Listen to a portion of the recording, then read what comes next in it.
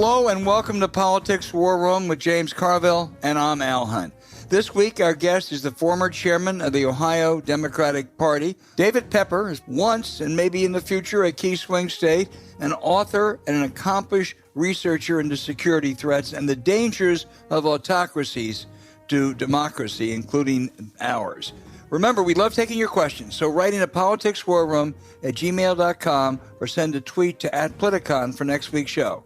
We'll get to as many as we can, and don't forget to tell us where you're from. Please check out the links to this week's sponsors, Magic Spoon, Blinkist, and Workable in the show notes. We thank you for supporting our sponsors. It helps make this podcast happen. So please tell your friends about us and remind them to subscribe on Apple Podcasts, Spotify, Stitcher, or wherever you get your podcasts. James, the horror in Ukraine just gets worse. The pictures and stories of the mass murders of innocent civilians by the Russians is just appalling. War is hell. This may be even worse than hell. It strikes me, though, James, that we're entering an important and a really uncertain phase. There are two realities based on the 5 weeks of this war. One, the Russian plans for a quick blitzkrieg, taking over the country, getting rid of Zelensky. That's failed and it's doomed. Ukrainian resistance was much greater than they thought.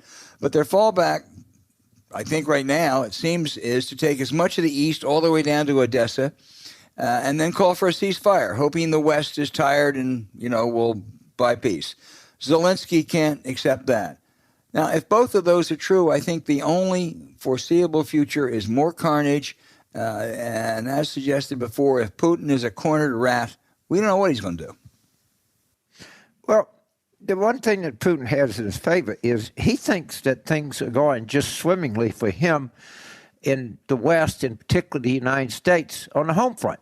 You have the Koch brothers, by far and away the most prolific donors to the Republican Party that exists, continuing to do business in Russia and saying that they have to come up with something that gives Putin a way out of safe space. They're very pro-Putin.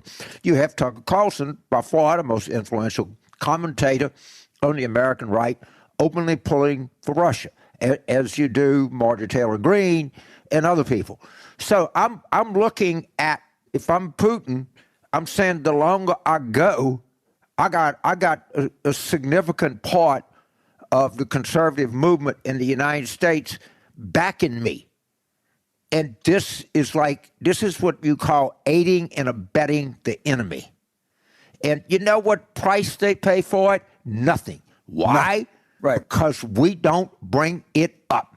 And they said, well, okay, we're pro-Russia, but you got woke people. As if, calling somebody a Latinx is the equivalent of bombing maternity wards, all right? There's no proportionality. There's no penalty they pay. They know they can get away with it. Putin feels like he can get away with it.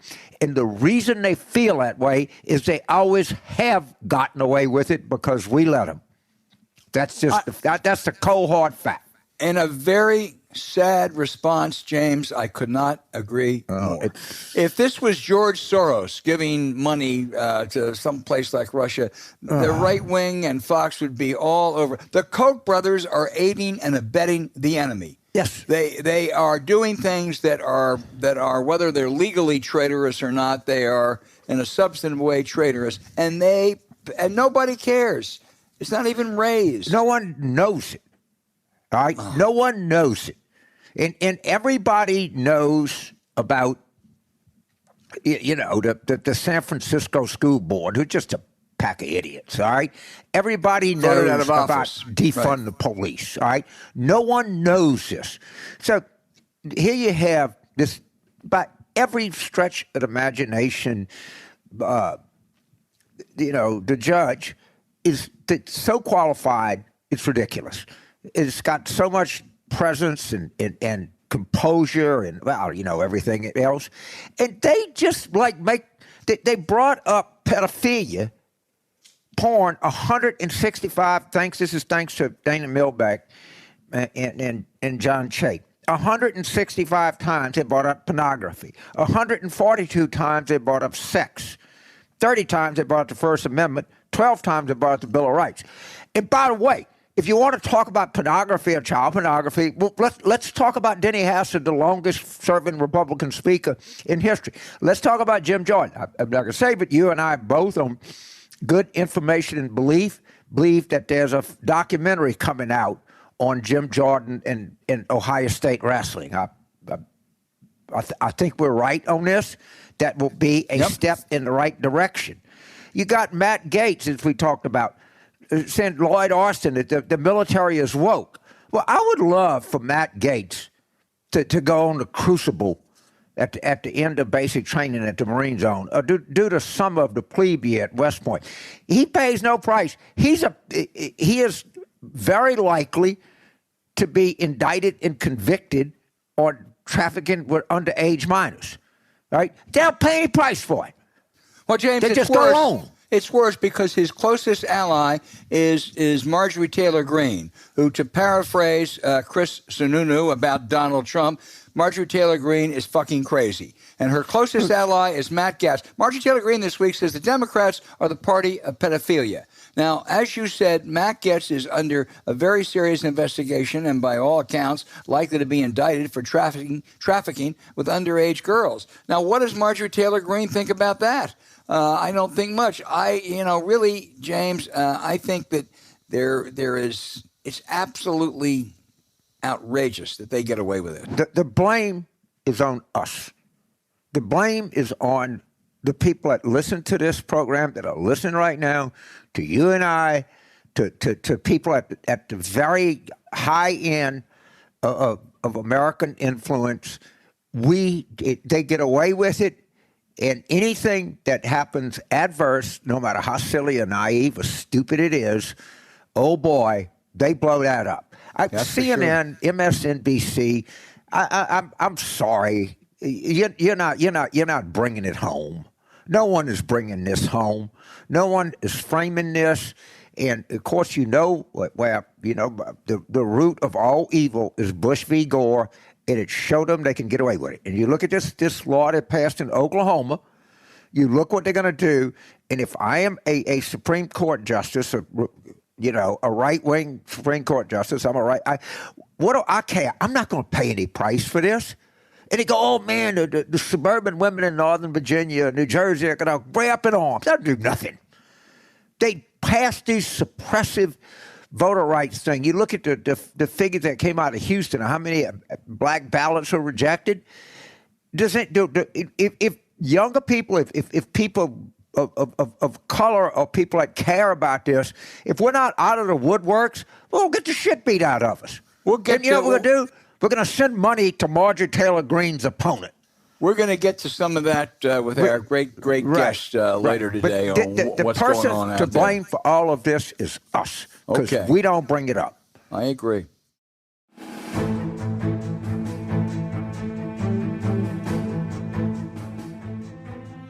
Hey, James, since starting to incorporate Magic Spoon into our daily routine, we've noticed fewer cravings throughout the day and more energy to hold us over until the next meal. You'll love its flavor as much as we do, and it's so good you can eat it all day, any day. So get going with Magic Spoon. It has 0 grams of sugar, 13 to 14 grams of protein, only 4 net grams of carbs in each serving. It's only 140 calories a serving. It's keto-friendly, gluten-free, grain-free, soy-free, and low-carb.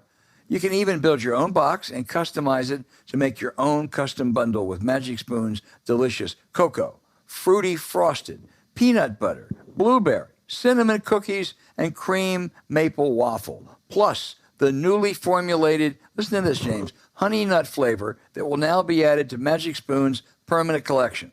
Make sure you try them all. Delicious, indulgent, and healthy, James Carville will tell you. What the thing I tell you, it tastes good. All right. Usually when I hear all of the stuff that they do, that it's that, oh my God, I'm going to eat it, it's good for me, but it's cardboard. This is yummy. This shit is delicious. And you just don't get many things that have that kind of, a nutritional powerhouse and actually taste really good. And I think that's the biggest thing about Magic Spoon that I like. I concentrate on the taste, but when I read the nutritional values of it, I go, oh, wow. When you get our age, you tend to do that. And I mean, they deliver taste also. I don't think they want to admit it because they probably market themselves as a food that's good for you. And human experience until, with some notable exceptions, and Magic Spoon being one, usually the better something is for you, the worse it tastes. This is not the case here. Not the case at all. That's for sure. That's for sure. So go to magicspoon.com/war room and grab a custom bundle of cereal. And be sure to use our promo code War Room at checkout to save $5 off your order.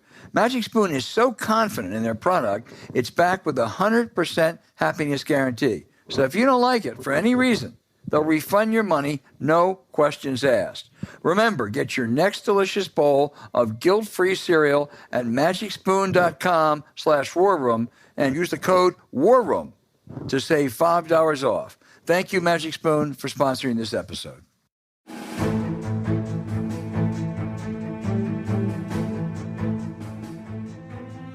David Pepper is former chairman of the Ohio Democratic Party and a former Cincinnati city councilman. The Yale Law School graduate has written a compelling and frightening book, Laboratories of Autocracy. I should note 6 years earlier, he wrote a novel with the ridiculous assertion that Russians were clandestinely scheming to help elect Republicans. Just imagine that. David, your book is a takeoff on Louis Brandeis's famous states or the laboratories for experiment and government. But you write that the big vested interests are pouring money into state legislatures. Your focus is Ohio, but it's national, and rolling back democracy. How did this come about? So, it's been a generation in the making, unfortunately, and to quote James's, to paraphrase his old quote about it's the economy stupid, it's the state house is stupid. For a generation, the folks who have a lot of issues they want to get through that are right-wing issues, that are unpopular issues, have figured out by far the best place to do that is state houses because no one's paying attention. They're so gerrymandered, the politicians can push through deeply unpopular extreme issues and not lose their next election. So they have that combination of no one knows who these people are. Democrats generally are not contesting in these places very well at all, if at all. And they're so gerrymandered, you can push the craziest ideas and never worry about your next election. They've made them the perfect place to do a full-scale attack, not just on democracy, but on issue after issue. And that's why I use the phrase, as you say, the title, Laboratories of Autocracy, because that's really, it's become almost, they're connected, they're kind of hardwired. So they're not only pushing all these things, they're also always learning. If something works, everyone else does it. If something fails, they correct the mistake and then they do it again. So yeah, it's been going on for a generation, and I think Democrats and those who care about democracy have been very slow in catching on to it. Tell us about a man named William Lager, is it, in Ohio? So it's sort of the classic case study of how these state houses can make policy that greatly enrich people and undermine public outcomes. William Lager was someone who was basically hard on his luck, had no money, but figured out how he could convince the state house to take hundreds of millions of dollars out of public schools to hand to him to run a for-profit online scam where every time he claimed a student, he would get thousands of dollars. It turns out in the end, he wasn't even taking attendance, even though he would get all that money. And what's happened over 30 years? Public schools, and this is just a symbol of it, there's a broader movement happening. Public schools were ranked 5th in the country in Ohio only 15 years ago. Now we're in the mid-20s. William Lager and others made out like bandits, used the money to give back, used some of the money to give as contributions. It's a perfect example of how these state houses are helping a very narrow private group at the expense of public outcomes, but because of gerrymandering, they keep doing it, and no one ever pays the price politically. David, the last two Republican speakers had to resign. This is from your book, either because they were indicted or they faced the possibility of indictment. The first energy scandal out there, $60 million at least in bribes. The Buckeye State is a cesspool of corruption. Yeah, it's sad. In my first chapter, I walked through. I was literally named in law school the most likely to be president of the Cincinnati Board of Tourism because I'm always bragging about Ohio, right? So it's painful for me to have to write the chapter where we've gone from being the state of John Glenn and the Wright brothers and more moderate politics, the bellwether, to what USA Today called last year the most corrupt state in the country. And we are lurching way to the right. We're super extreme. And so much of it is driven by these unaccountable politicians in state houses. We're legislating like a state that's far to the right. And it also, and this is, by the way, Ohio is a case study. This is happening all over. Corruption runs rampant when you all of a sudden have people in power with no accountability. It's part of the deal. And part of our deal is that the speakers again and again get themselves in trouble and end up cutting deals that the FBI cracks down on. And they end up leaving not because of the politics. They end up leaving because the FBI calls them out on it. David, just one quick one before we turn to James. You mentioned several times gerrymandering. I thought that was supposed to stop. I thought with a 4-3 majority in the state Supreme Court that they were going to throw out that outrageously gerrymandering map that the Republicans just did. But I gather I was wrong. I gather they're going to get away with it again. Well, let me be clear. There's the state house and the congressional gerrymandering. In the world that I'm talking about, the more important gerrymander, believe it or not, is the state house gerrymander. That if the front line on the attack of democracy is the state house, the most important gerrymander is the state house gerrymander. We still have a good chance of striking that down. The congressional gerrymandering, because of a technicality and the timetable, we'll see. It's not over yet, but even if they strike it down, that may not be till 24, which I find appalling, but may end up being how it's settled. But the current state Supreme Court, bipartisan majority, a lifelong Republican Chief Justice, have now struck down 4 different times clear, egregiously illegal maps that have come out of the State House. Here's one of the points I make in the book, and James has probably seen this all over the country. We're talking about a generation of politicians in these state houses who have almost not to a person ever been in a real election. They've been living in a world without democracy. Almost not a single one of their races are close. So the one thing they're scared of in Ohio is a real election. They're willing to violate the Ohio Constitution 4 times to simply avoid ever facing the voters. And they've shown that they don't care if it's the law. They don't care if 70% of the voters voted for it. They would rather break the law than actually face a real election. And so, Al, it's close to being over, I'm afraid, on the congressional one. The State House one, I still believe, will be successful. We'll know in the coming month, depending on what both the state and federal court do about the remaining parts of these cases. James. So, David, I'm on this jag, and but be hard to talk me out of it. The reason that they do this is because we let them get away with it.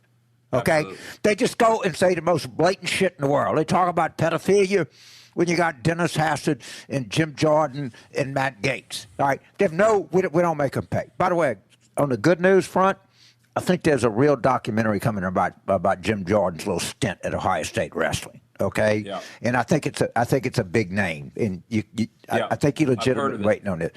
But what I am interested in is how do Ohio Democrats make them pay a price for being more corrupt than frickin' Louisiana and New Jersey? All right, yeah. How do we make them pay a price for Jim Jordan?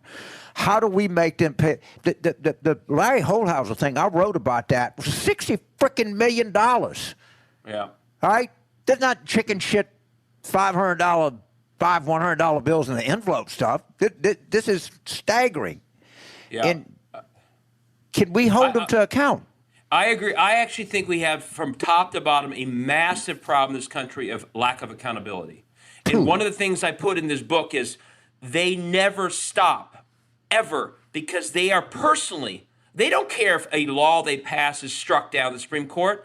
because they themselves are never held accountable. So I think both legally and politically, if they don't see accountability, they're going to never stop. And that's one of the lessons they've learned. They've done this for a generation and never been held accountable. So a couple things that I think we have to do. One, we have to be smarter in politics. You said this the other day, and I couldn't agree more. We get so excited to beat Mitch McConnell, we give $100 million plus to beat Mitch McConnell, and then we don't even challenge these people in state house districts throughout Ohio.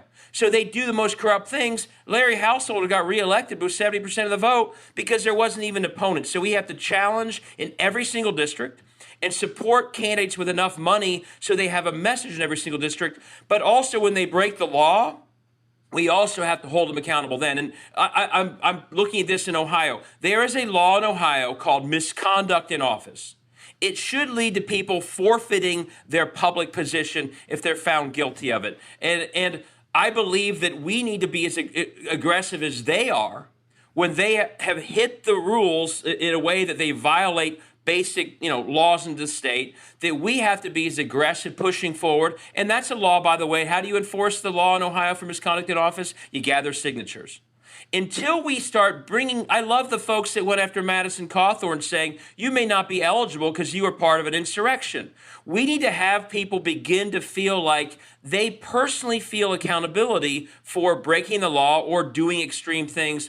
And right now, there's simply in too many states, because of gerrymandering and other things, there's no accountability. I agree. That's a huge part of the problem. And I talked about this earlier.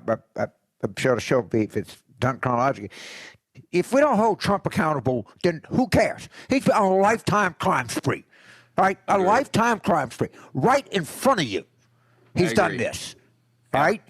If it's unbelievable. I'm so with you on this, and I love the idea of having some kind of accountability project, because, boy, I tell you what, if a third grader doesn't do well on a standardized test, we're going to attack the teacher, or we're going to attack the school, or we're going to attack the principal, or we're going to attack the child. If an adult goes on a crime spree, or an adult out and out pulls for Russia and what I think is just an act of blatant treason, they suffer no penalty. So I am we have crime sprees like that in Ohio, and they're not accountable. We have a son, speaking to the gerrymandering case, the son of Governor DeWine is a Supreme Court justice. He is not recused in any of the cases where his father is a defendant in the gerrymander cases. Now, it can't be publicized, but that's as bad as Clarence and Ginny Thomas. Yes. And he's doing it in front of the entire state. He needs to be held accountable for that. And it's happening at all levels. We have a massive problem right now that law breaking, ethical breaking in the law, et cetera, there's never accountability. And I wrote this in the book. The other side has learned to never stop. They are never punished to be more aggressive, and there's never an accountability for it, and they will not stop doing that until we hold them to account. Well, I got my turn back down because I got a lot more stuff on to. When we let them get away with Bush v. Gore, the Supreme Court just pulled down their pants and took a shit in front of the whole country. And you know what the reaction of everybody was? Is let's just smell it and go on. And that's the truth. And I can go back and get you everybody who says, well, if spoken is the thing. They blatantly stole a presidential election, and we, the Democrats, the commentariat, did fucking nothing. They got a couple of law professors to write some law review articles. That'll get them every time, won't it?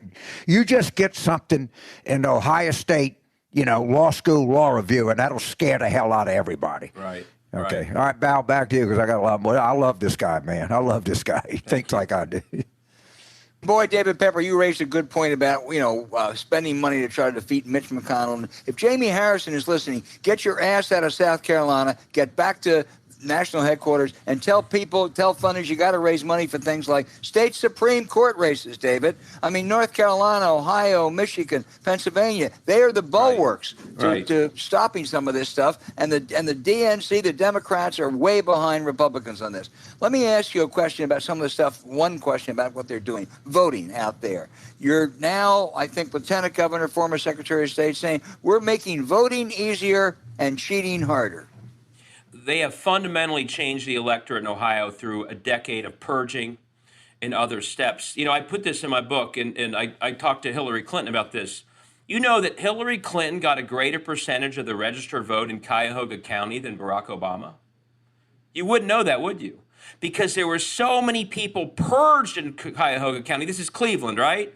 If you get more of a percentage in Cuyahoga County, you should be doing pretty well in Ohio if you got better than Barack Obama.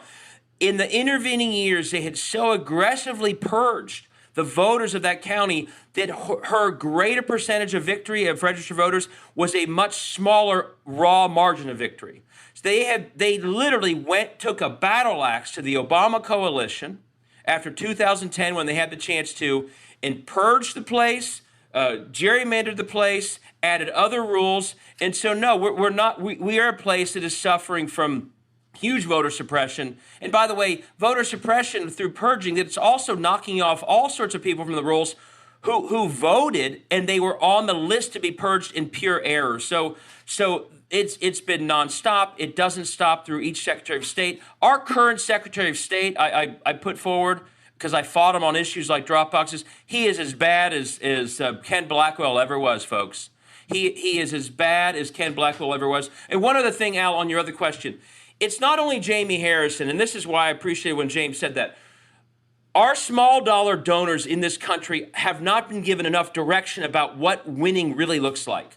So when they give to Amy McGrath, they haven't been given any other message. And our message to those voters is, you want to save democracy, you need to get as excited about helping every state house candidate in Ohio as much as being mad at Mitch McConnell. And until we have a powerful army of small dollar donors, that's who gave to Amy McGrath. But we aren't telling them as clearly as the Koch brothers are. The Koch brothers, they know to spend money in all these states, don't they? We don't tell our people. We're so myopic on some federal races and giving to people we don't like, even if we can't beat them, that we're not saying to those small dollar donors, you want to help Tim Ryan win Ohio? Have Tim Ryan have a well-funded state rep candidate in every district in Ohio. That will be a message in every district. That will lift turnout. And so I'm working on this, but we have to explain to the army we have what fighting for democracy really looks like. And it doesn't look like simply sitting around getting mad at Marjorie Taylor Greene in Washington. It means get back to states like Ohio and invest far more broadly and not only in federal races. David, you mentioned Tim Ryan a minute ago. The Republican Party, whether you agreed with them or not, in the past had people like Robert Taft and George Voinovich, and even Kasich. They have moved so far right now. As I look at Josh Mandel and this guy Gibbons and J.D. Vance, who's done a 180 sucking up to Trump. And yet the Cook and Rothenberg reports still put that race in the red column today. I mean, give us a sense of Tim Ryan's chances. I think Tim Ryan can win. I think a Tim Ryan Mandel matchup is actually quite a good matchup. But Tim Ryan's going to need to have enough of a turnout. Biden's going to have to be doing well enough in the polls that Tim Ryan isn't pulled down by that. The governor race is also at stake, and there DeWine has a big advantage. But I think Tim Ryan is a very good candidate. He's raised a lot of money. And Mandel may be of that group so extreme that he scares people. But it's a midterm in Ohio. I've been on the ballot in 10 and 14 in midterms in Ohio when we hit the White House. Those aren't easy, but I do think Tim Ryan is a very strong candidate who might be able to negate our losses in the more red parts of Ohio the way Sherrod Brown does. But we still need to inspire Democrats to show up in our blue counties. But Tim's a very, he's a good candidate. He knows how to run in Ohio. One more question, and turn it back to James. You mentioned Jim Jordan earlier. He was the assistant wrestling coach at Ohio State. 7 wrestlers. This was not the squad. This was not some kind of left-wing cabal. Said he knew about sexual abuse at Ohio State and did nothing. And then he's apparently lied about it. And yet there was an investigation. And what, did the law firm blow it out? Did Ohio State cover it up? I mean, why? Why nothing? Now, that's a great question. I mean, there are statute of limitations issues that I think hurt in some ways, but I still agree with you guys. It's never been run to the ground like it should. He's able to dodge the questions. He walks away, and there's a lot more to do there.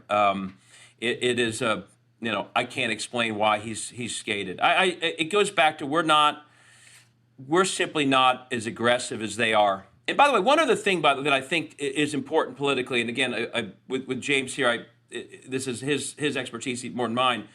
The other thing that we are not doing well is the model of undemocratic and gerrymandered state houses I've described. You asked about William Lager earlier. Part and parcel with these corrupt and undemocratic state houses are indefensible and horrible public outcomes. 4 days of school a week in Kansas, a energy grid freezing in Texas so people freeze to death. You need to fix the damn roads in Michigan. The other thing we have to be really aggressive on is that their actual outcomes on things that people sit around their dining room table and care about are terrible. And they get us talking about every other issue when the truth is, if you ran why do we have Democratic governor of Kansas? Because they had 4 days of school a week and she told everybody that.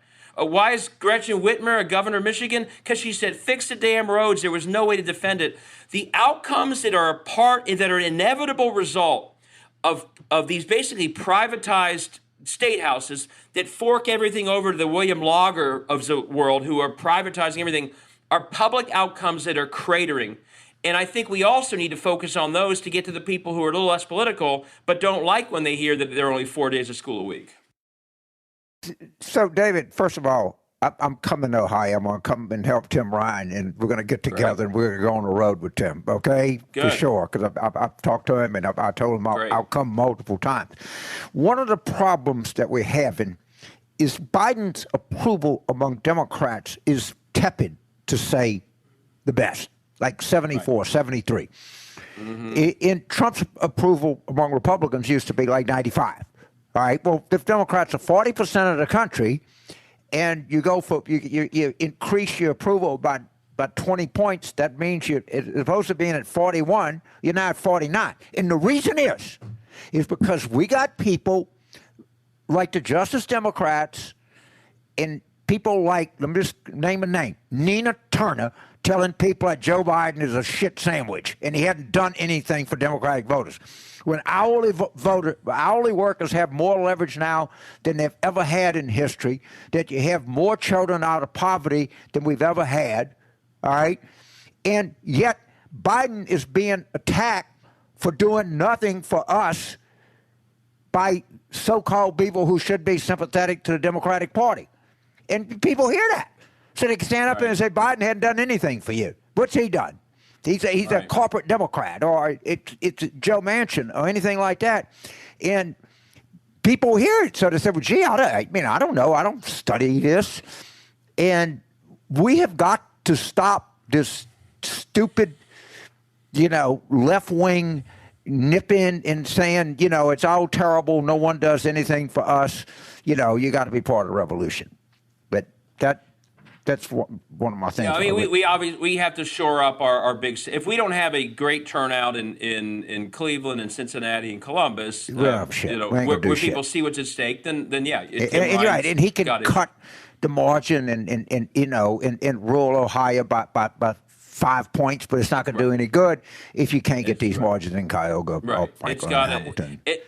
I agree. We have to do that, and in the end of the day, there is a lot to talk about that's good that we should be talking about. The economic numbers, the top line are very strong. Obviously, prices are a problem right now. But if there's a lot to talk about, and if they do infrastructure well, they can point to a lot of places that will start getting help. But I agree. Democrats or so-called Democrats need to stop telling other Democrats that Biden hadn't done anything for you. Because they're full of shit. He's done a lot. Yeah. Okay? No, I agree. Period. I agree. So let's talk about all right. But I was just go ahead, Al. I'll come back. No. Go ahead. I was going to thank David. So I want to talk a little bit about the Republican primary because talking about Mandel and you got J.D. Vance and who's the Wall Street guy? His name escapes me right now. What's his name? Gibbons. Some people think Gibbons is as flawed as any of them. He's flawed, but he's I was telling someone the other day, and Kerry rose when Gephardt and Dean kept beating up on each other.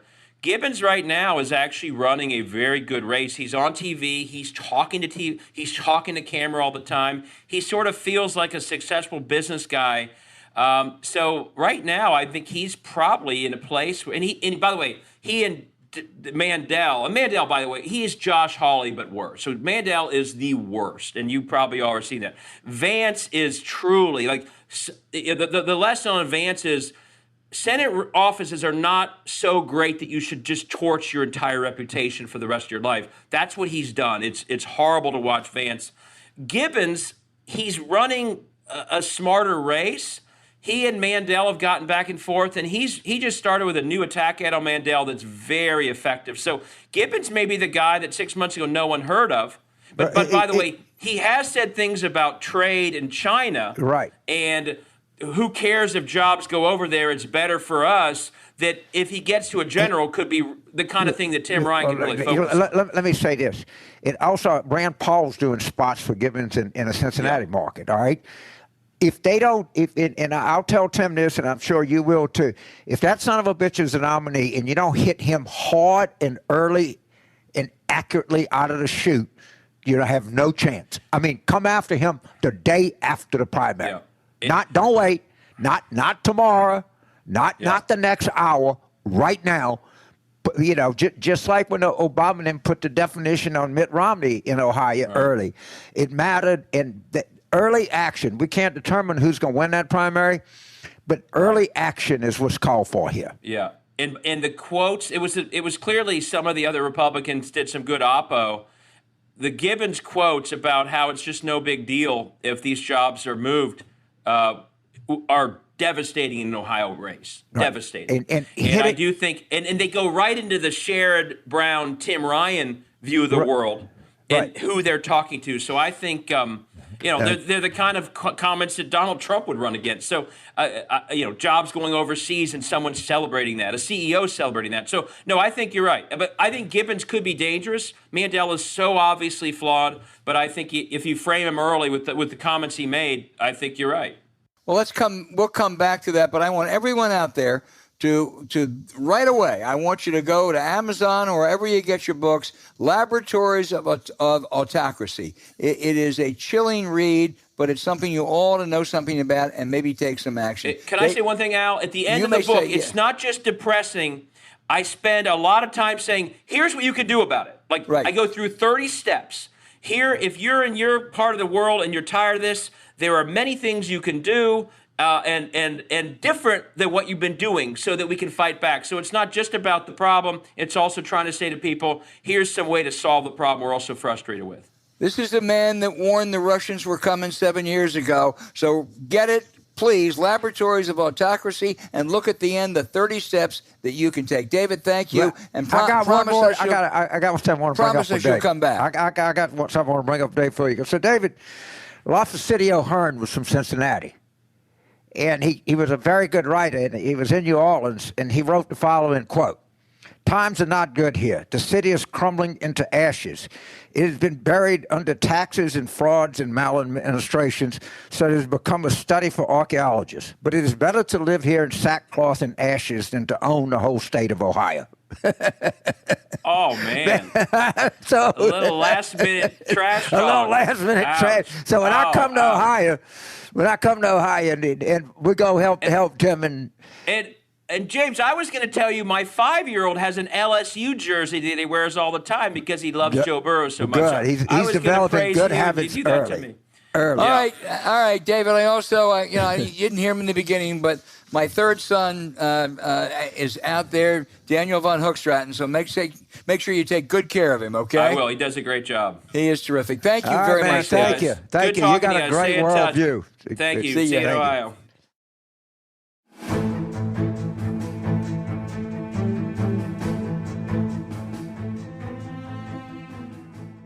All right, out there, don't let 2022 go to waste. So make sure you up your game across the board. Make this your best year yet, and nothing is better for that than Blinkist. Blinkist is a powerful self-improvement tool that takes top nonfiction books and gives you key takeaways in text and audio explainers called Blinks. Then you can digest it in just 15 minutes. It's time for you to try it. You can use Blinks to tackle procrastination, get started in developing an idea or business, take your projects to the next level, or finish titles like Goals by Brian Tracy, The New Retirement Saving Time Bomb by Ed Slott, and Bedtime Biography of Martin Luther King Jr. by Edmund Morris. With Blinkist, you can practically digest an entire library in a year. And with issues of race driving the national conversation and our country's history up for review, there might not be a more important story to hear than that of Martin Luther King. He led with grace, showed us the power of healing, and brought the country together in the name of civil rights. And his example gives us critical insights into what our country needs to do to move forward. How important was Dr. King's life and legacy to you, James? Well, the thing about, what's coming up, we're in spring and summer's around the corner, and you're going to see all these stories about great beach reads. And I have nothing against that beach read. I love reading Jack Reacher as much as the next guy. But the thing about Blinkist is you could take it on the beach, and I'm not much of a beach guy, but I do like to sit on the porch of the deck. And in a couple of hours, you can knock off four or five books and be really informed, and entertained in a way that you can't be. And I keep saying, we've got to get the guy on there. I don't know how they do this. It's one of the great feats of the world that if you take a subject, and there's some that I do know a pretty good bit about, not many, but when you read the books on something you know something about, it's actually right on the money. It's great. It's a great product. Yeah, it sure is. They have blinked thousands of titles in 27 categories, and it's all in one app right in your pocket, so you can learn anytime, anywhere with Blinkist. And right now, Blinkist has a special offer just for you out there. Go to Blinkist.com/warroom to start your free 7-day trial and get 25% off of a Blinkist premium membership. That's Blinkist, spelled Blinkist. That's Blinkist.com/warroom to get 25% off and a 7-day free trial. That's Blinkist.com/warroom, or look for the link in our show notes.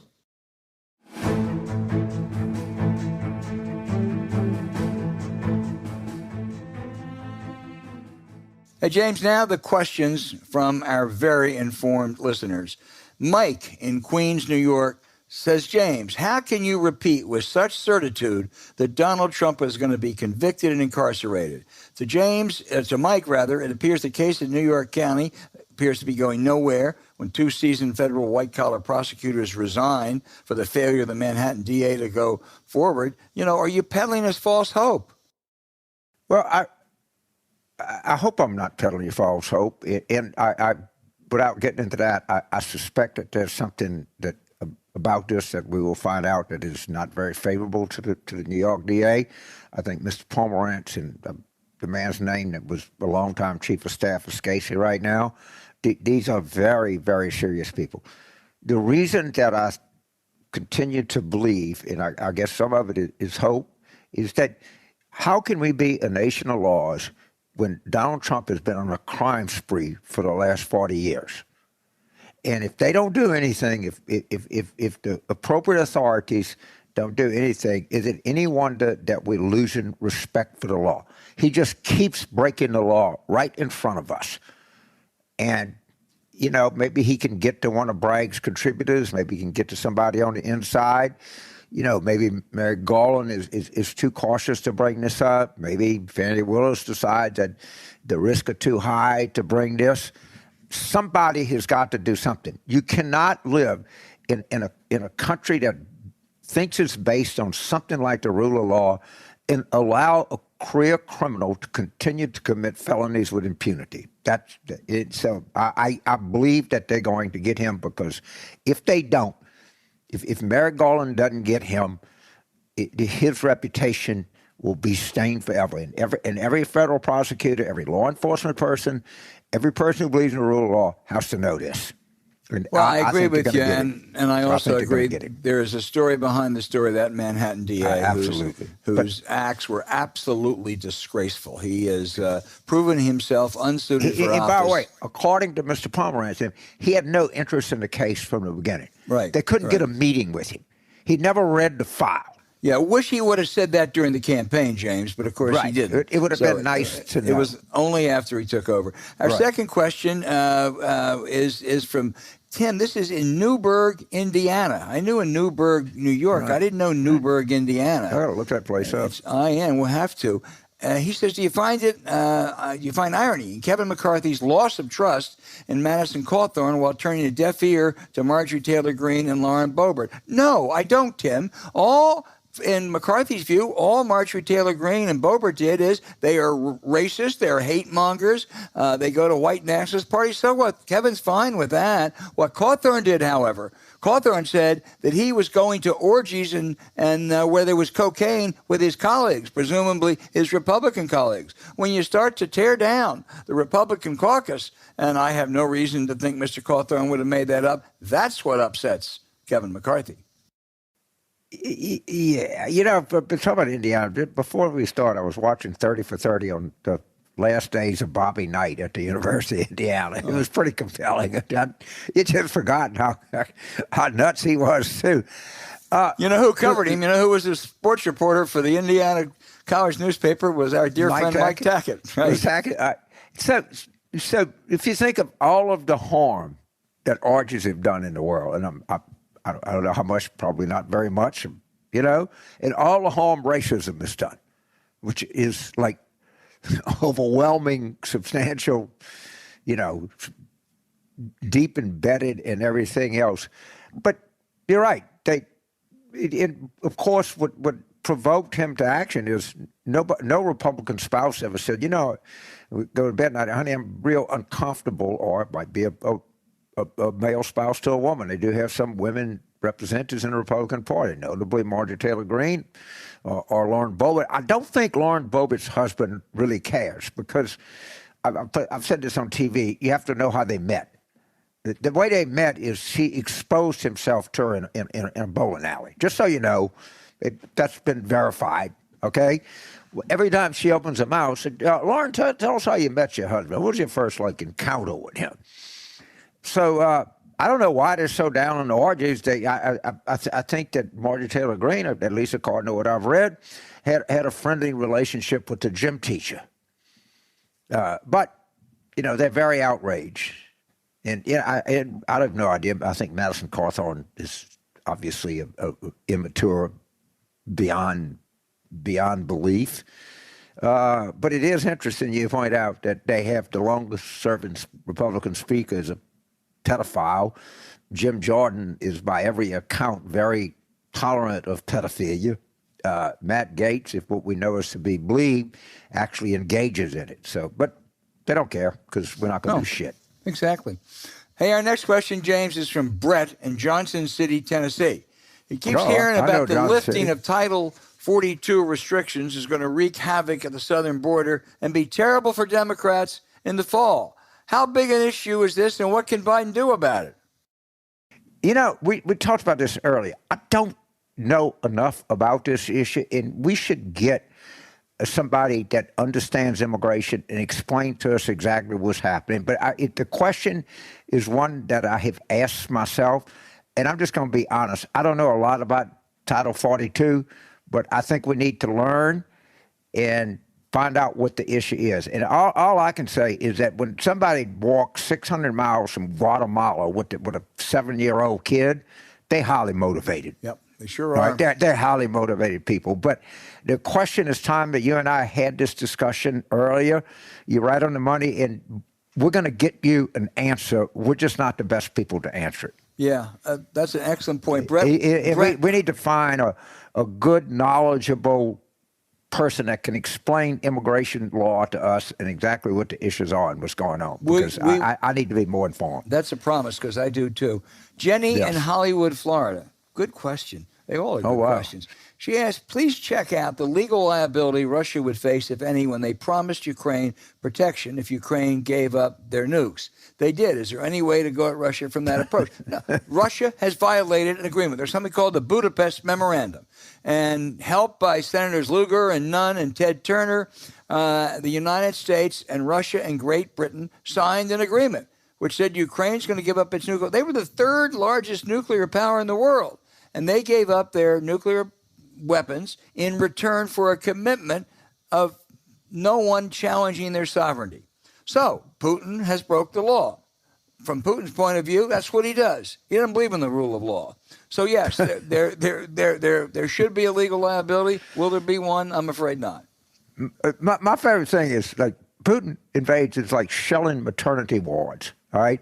Just indiscriminately shelling and tying civilians and shooting them in the back in Ukraine. And he complained because the Ukrainians hit a fuel dump inside Russia, all right? He is an international criminal of the first order, and the only thing we can do is try to help Ukraine win this war and do it. I wish they'd like parachute in Navy SEALs and arrest his ass and put him on trial. But you know what? He's got a lot of help from the Koch brothers. He's got a lot of help from Tucker Carlson. He's got a lot of help from CPAC. He's got a lot of help from Marjorie Taylor Greene. He's got a lot of help from the conservative movement in the United States. But the question is good. He is a criminal. And we have to get to a place where we can treat him like one. He is. Jeffrey in San Francisco wants to know, is there an end game of party politics with such an alarming portion of the Republican Party having lost its connection with objective reality and right-wing media networks that deepen the level of mass psychosis and depravity? Is there anything at all for changing? I would just tell you, I went to a dinner last Saturday night, the Gridiron Dinner, James. Chris Sununu in New Hampshire was a speaker, and he was doing a riff on Trump, and suddenly he realized what he wanted to say about Trump. He said, he is just fucking crazy. And that's true, but it's also true of a lot of the other people in that Republican Party, and I guess Jeffrey wants to know, is there anything that's going to change that? Well, the one thing, and you asked the question, and this is really the theme of the show, and it's going to be the theme of it going forward, is if we don't do anything to hold them accountable, if we know that the slightest thing that they do, we're going to like, oh my God, somebody is going to actually vote for Judge Brown. Oh, isn't this terrific? Of the smallest little thing they do, we're willing to forgive and forget. We have got to point out what they've done, the crimes they've committed, the acquiescence and pedophilia that they do, the lining up with Russia. There has to be an effort, and our guest today, Mr. Pepper, was just so right on. We don't call for accountability. We're looking for something nice to say about him, and that can no longer be part of our mentality. Yeah, I think the one way in my turn would be if they had suffered a big electoral defeat. I at one point was hoping for that. That seems problematic for 2022. I'm afraid that's not in the cards this year. Right. And I get away with it. All it's going to do is embolden them, and they'll dig down deeper. So maybe it's the eternal question of my lifetime. Why does a dog lick its dick? Because it can. Anyway, Greg. Why do they do this? Because we let Greg in Pittsburgh, Pennsylvania, says, I want to know what I would say to someone who says, if Trump was president, Putin would not have invaded Ukraine. I'd like to shut down these buffoons. Well, I'll tell you what you do, Greg. You go to two of Trump's top advisors on this issue, our guest last week, Fiona Hill, and John Bolton, the conservative national security advisor, both who will tell you that they were convinced that Trump was going to pull out of NATO in a second term. If they thought that, you know damn well that Putin thought that. Also, he was giving Putin most of what he wanted, shaking down the Ukrainians, was very anti-Ukraine. So Putin was in no hurry. His guy was going to absolutely smooth the way for it in 2021, 2022. So anybody who says that if Trump was president, Putin would not have invaded Ukraine, you're right. They're wrong. They're a buffoon. And ask them about John Bolton and Fiona Hill. Right. We wouldn't. But Germany didn't invade Austria. They just walked in. Yeah. All right. Of course, it pointed out he was going to. Putin hates NATO. He hates the idea of a unified West. And Trump was there. He had publicly. You don't have to take John Bolton's word for it, if Fiona Hill's word. Not that it's any good, but you could take Trump's word. He was pretty evident. He hated NATO. He hated the idea of a Western alliance. He admired Russia. He would not held Putin's coat. He'd have given him weapons. Yep. So yes, why would you invade somebody that's completely on board? The Koch brothers would have been fine with that. They don't care. You think they care? You think Tucker cares? You think CPAC cares? Of course they don't. They would have viewed this as a positive development. I don't think this is the same, listener, although if not, we have a big audience in Sea Ranch, Northern California, because this is John. And John said, it makes a good point. He said, Lincoln had a general in charge of his army who had impeccable credentials and was a bit arrogant. He said, leave the generaling to me, but he moved slowly. Eventually, he let it be known he wanted to negotiate a peace with the South, leaving slavery intact. That was the platform he ran against when after Lincoln fired him in '64. That was McClellan. And what John wants to know, James, is Merrick Garland a McClellan? Well, first of all, McClellan is one of the most, in my view, a really horrendous man. I am sure that Merrick Garland is not a horrendous man. It is not any way, shape, or form close to me. I think, and you could look this up, we could have a discussion about it, I think McClellan was guilty of treason at Second Manassas. All right? But forget that. And he was a contemptible little shit. And you'd have to read my great professor in one of the most influential Civil War books written of all time, Lincoln and His Generals, by the great historian T. Harry Williams. I don't think that Merrick Garland is in the same universe as George McClellan. But, you know, my question is Merrick Garland going to be Grant? Is Merrick Garland going to be Sherman? And there's, you know, adequate reasons to say that he needs to be Grant, or he needs to be Sherman, or he needs to be Phil Sheridan, or he needs to be George Thomas. All right? I got a sense that General Garland understands that. It's not a question. He is nowhere close to as contemptible a person as George McClellan. The question that we're going to have to answer to, is he the equivalent in his profession of U.S. Grant or W.T. Sherman? That's what I believe. Yeah, I agree. Keep those cards and letters coming. They're good questions. We don't get to all of them. We'll get to those next week, perhaps. So please keep writing. We love hearing from you.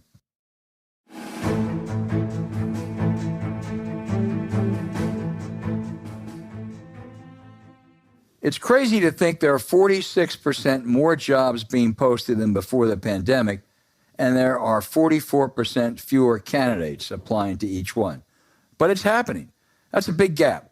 So we have to ask, is your company or business having a tough time hiring the people you need?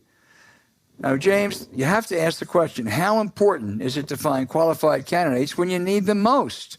You know, somebody, you know, knows something and watches the economy, like in front of it, watches different places, talks to different people in business. They have a dickens at a time. And if this company, and it sounds like it could give you much more than that, if you get a 10% advantage over your competitor in terms of getting good people and hitting the sweet spot in terms of hiring and talented people, that's going to make you really successful. I think this is a product that is perfect for the times. I mean, you know, the fact you have a enormously tight labor market, maybe the tightest we've had in a long time, when you having to match up skills with you know, job openings and different things. I think something like this, I think any business that doesn't have this is giving up a potentially big leverage they would have on any of their competitors. I really believe this. And this is what business people tell me all the time. That business' biggest problem is finding labor and the kind of labor that fits their needs. That's a huge issue, and this addresses that in a way that I think is brilliant. Yeah, absolutely. You need to find the right candidates, and you need to hire them fast. And Workable can help. Workable accelerates every step of your hiring process. It gives you an advantage, man. It does, from find to hire.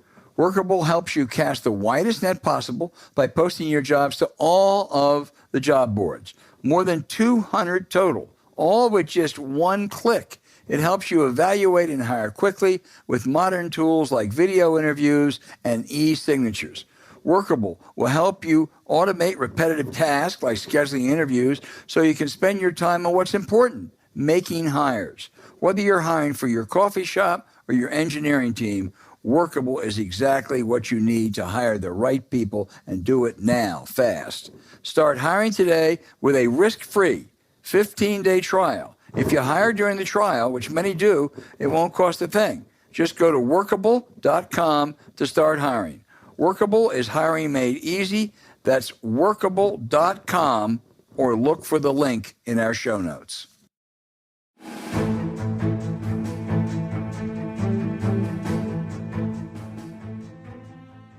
Okay, now for the outrage of the week. You know, we've heard a lot of and seen a lot of hand-wringing, finger-pointing, and race-baiting from conservative Republicans about the epidemic of violence fostered by those left-wingers soft on crime. This is a favorite card of the Donald Trumps and the Tom Cottons. Well, the think tank, the Third Way, actually looked at the crime data. Now, James, this may come as a shock, but crime is far higher in red states than in blue states. The murder rate in states that voted for Trump in 2020 is 40% higher than the rate in states that voted for Biden. So which states have the highest per capita murder rates? Mississippi, Louisiana, I'm afraid to say, Alabama, Missouri, and Mitch McConnell's Kentucky. And guess what? Kevin McCarthy's Bakersfield, his hometown, has twice the homicide rate of Nancy Pelosi's San Francisco. So Democrats, when it comes to crime, bring it on. Well, again, I couldn't agree more, and I'm singular in my outrage. The outrage is the reason that they do this is because we allow them to. And we never point this out. And we let them have the narrative, and we create a phony narrative about names of schools or something like that. So I'm not surprised, and I'm glad that the Third Way people did this research. Of course, the DSA, Justice Democrats, would say Third Way is just a bunch of corporate whore Democrats. So why pay any attention to them? You already know that's coming. All right, okay. But it's valuable. This is good news for you, Justice Democrats. Good news. Accept it. Yeah, talk about it. Yeah. It's their issue, not ours. Right. But the real outrage in this country is one party is playing hardball and the other party's playing T-ball. Croquet. Right. Yeah, whatever. That's the outrage, and it's been going on forever. All you out there, go look up that Third Way report that came out about a week ago for sure. on the murder rates by states and even by some cities. As I say, Bakersfield, twice the homicide rate of San Francisco. But Kevin McCarthy, it's the most. I'd like to know who is more pliable, Kevin McCarthy or Lindsey Graham. Who is willing to? Do any of these people that's a hell of a runoff.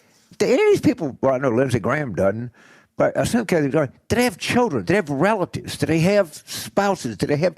If I did this kind of stupid stuff and hypocritical stuff, my kids would kill me. They'd kill me if I was out there making a fool of myself like they do. And the reason they continue to make a fool of themselves is because fools vote for them, and fools are a large part of the country. And it's when I sit around this morning before the show, and I really thought about it a lot, and the more I thought about it, the more pissed off I get. And they're like, again, I go back to what the Koch brothers are doing, what Tucker Carlson is doing, what a lot of their people are doing is they're having CPAC is having their next conference in Hungary. Yeah, right? Yeah. They love Orban, which is pro-Russia. I mean, why didn't the Democratic National? Why didn't we have our 1944 convention in Austria? It makes as much sense. You're right. Okay. I'm trying to control myself, No, don't control yourself. You're on a roll. Do not control yourself. We want an uncontrolled Cajun. And, of course, we make the problem that we think that the kind of naive, silly people in our party are part of the problem. They're an annoyance. They're a gnat. There's a difference between a gnat and a yellow jacket. All right? Let's say that right up front. We know what the Koch brothers are. Okay. Right.